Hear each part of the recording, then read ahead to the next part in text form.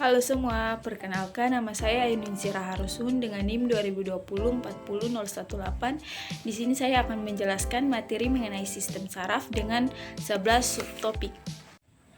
Oke teman-teman, sebelum kita masuk pada submateri yang pertama, perlu kita tahu bahwa sistem saraf adalah pusat kontrol tubuh, pengatur jaringan dan komunikasi. Dia mengarah fungsi organ dan sistem tubuh, pusat dari semua aktivitas mental meliputi pemikiran, pembelajaran, dan memori. Oke teman-teman, berikutnya kita masuk pada subtopik yang pertama, yaitu organisasi sistem saraf. Sistem saraf terbagi atas dua, yaitu sistem saraf pusat dan sistem saraf tepi. Sistem saraf tepi ini terbagi atas dua, yaitu divisi somatik dan divisi otonom. Divisi somatik ini terbagi sendiri lagi atas neuron sensorik dan neuron motorik. Kemudian divisi otonom ini terbagi atas dua juga, yaitu neuron sensorik dan neuron motorik, di mana neuromotorik terbagi atas dua, yaitu divisi simpatik dan divisi parasimpatik. Materi yang selanjutnya yaitu subtopik yang berikutnya atau subtopik yang kedua yaitu klasifikasi sel saraf, di mana yang pertama yaitu neuron. Neuron atau sel-sel saraf adalah unit struktural dan fungsional dari sistem saraf. Neuron adalah sel halus yang khusus untuk menghasilkan dan mengirim impuls saraf. Neuron sendiri memiliki bagian-bagian, yaitu yang pertama, badan sel. Badan sel ini merupakan bagian yang paling besar dari sel saraf. Setiap badan sel mengandung inti tunggal. Inti ini merupakan pusat kontrol sel. Badan sel berfungsi untuk menerima rangsangan dari dendrit dan meneruskan ke akson. Yang berikutnya yaitu dendrit. Dendrit adalah serabut sel saraf pendek dan bercabang-cabang, seperti cabang-cabang pohon. Dendrit merupakan perluasan dari badan sel yang daerah seperti reseptif neuron. Dendrit berfungsi untuk menerima dan mengantarkan rangsangan ke badan sel. Yang berikutnya yaitu akson. Akson adalah sel saraf panjang yang merupakan penjuluran sitoplasma badan sel. Akson adalah presus panjang atau serat yang dimulai secara tunggal tetapi dapat bercabang-cabang dan pada ujungnya memiliki banyak perpanjangan halus disebut terminal akson yang kontak langsung dengan dendrit dari neuron lainnya. Yang berikutnya yaitu sel neuroglia. Sel neuroglia ini memainkan peran penting dalam reaksi saraf selama infeksi. Umumnya, sel-sel ini merupakan lokasi tumor pada sistem saraf. Subtopik yang berikutnya yaitu sistem saraf pusat. Sistem saraf pusat atau SPP terdiri dari otak dan sumsum tulang belakang yang terletak di rongga tubuh dorsal. Otak bersambungan dengan sumsum tulang belakang ini di feromon magnum. Fungsi utama dari sumsum tulang belakang adalah untuk menyimpan impuls sensorik dari tepi atau perifer ke otak untuk mengkondisikan impuls motorik dari otak ke tepi. Di dalam sistem saraf pusat terdapat sawar darah otak. Sawar darah otak melindungi SPP dari zat-zat berbahaya yang mungkin ada di darah untuk membatasi gerakan molekul melintas sel endotel kapiler. Untuk masuk atau meningkatkan kapiler, molekul harus melintas sel endotel mereka sendiri. Selain sawar darah otak, di dalam sistem saraf pusat ada otak. Otak sendiri adalah organ yang sangat kompleks, mengandung sekitar 100 miliar neuron dari presesus neuronal dan sinapsis tak terhitung jumlahnya.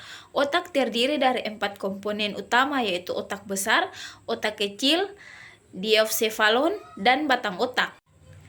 Subtopik yang berikutnya yaitu sistem saraf tepi. Sistem saraf tepi dibagi menjadi beberapa unit yang lebih kecil. Kategori kedua ini terdiri dari semua saraf yang menghubungkan otak dan sumsum tulang belakang dengan reseptor sensorik, otot, dan kelenjar. Terdiri dari 12 pasang saraf tengkorak yang berasal dari batang otak dan 31 saraf tulang belakang yang berasal dari sumsum tulang belakang. STT membawa impuls saraf yang dibentuk oleh reseptor sensorik seperti reseptor nyeri dan suara ke SPP. Selain itu juga membawa impuls saraf dari SPP ke efektor, yaitu otot, kelenjar, dan jaringan adiposa. Berikutnya yaitu sistem saraf otonom. Sistem saraf otonom mempertahankan homeostatis tubuh dengan mengatur berbagai aktivitas, meliputi laju jantung, laju pernafasan, suhu tubuh, proses pencernaan, dan fungsi urinari. Subtopik yang ketujuh yaitu sistem saraf enterik. Sistem saraf enterik terdiri dari pleksus saraf dalam dinding saluran pencernaan. Pleksus memiliki kontribusi dari 3 sumber, yaitu neuron sensorik yang menghubungkan saluran pencernaan ke SSP, neuron motorik SSO yang menghubungkan SSP ke saluran pencernaan, dan neuron enterik yang terbatas ke pleksus enterik. Kemudian ada 3 jenis dari neuron enterik. Yang pertama yaitu neuron sensorik enterik, mendeteksi perubahan komposisi kimia dari isi saluran pencernaan atau mendeteksi peregangan dinding saluran pencernaan. Kemudian yang kedua, neuron enterik motorik, merangsang atau menghambat kontraksi otot dan sekresi kelenjar. Dan yang ketiga yaitu interneuron enterik, menghubungkan neuron sensorik enterik dan motorik satu sama lain. Subtopik yang berikutnya yaitu aktivitas simpatis versus parasimpatis. Divisi simpatis dan parasimpatis dari SSO mempertahankan homeostatis dengan menyesuaikan fungsi tubuh agar sesuai dengan tingkat aktivitas fisik. SSO memparasarafi sebagian besar organ melalui serat, simpatis dan parasimpatis. Contohnya organ yang diparasafi oleh keduanya adalah saluran pencernaan, hati, kandung kemih, dan saluran reproduksi. Namun, persarafan ganda organ oleh kedua divisi dari SSO tidak bersifat universal. Misalnya kelenjar keringat dan pembuluh darah dipersarafi oleh neuron simpatis hampir seluruhnya. Selain itu, di mana persarafan ganda ini salah satu divisi mungkin lebih dominan daripada divisi lain. Misalnya persarafan parasimpatis dari saluran pencernaan lebih dominan dan memberikan pengaruh yang lebih besar daripada persarafan simpatis. Yang berikutnya yaitu neurotransmitter. Neurotransmitter menggunakan neuron untuk berkomunikasi satu sama lain dengan sel lainnya di seluruh tubuh. Penelitian ilmiah telah mengidentifikasi lebih dari 100 neurotransmitter yang bekerja dalam sistem saraf manusia. Ketika dilepaskan, neurotransmitter menghasilkan efek eksitatori atau inhibitor pada sel panca sinap. Berikutnya yaitu neuron transmitter. Neuron transmitter menggunakan neuron untuk berkomunikasi satu sama lain dengan sel lainnya di seluruh tubuh. Penelitian ilmiah telah mengidentifikasi lebih dari 100 neuron transmitter yang bekerja dalam sistem saraf manusia. Ketika dilepaskan, neuron transmitter menghasilkan efek eksitatori atau inhibitori pada sel pasca inap. Neuron transmitter eksitatori menyebabkan pembentukan impuls di sel pasca inap yang pada gilirannya akan meningkatkan fungsi sel.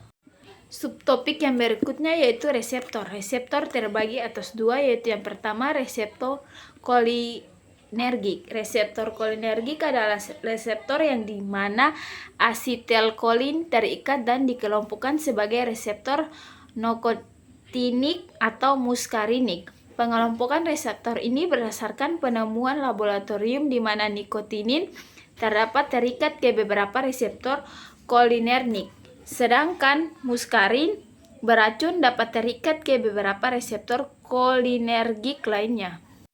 Yang kedua yaitu reseptor adrenergik. Reseptor adrenergik adalah reseptor di mana norepinefrin atau epinefrin terikat.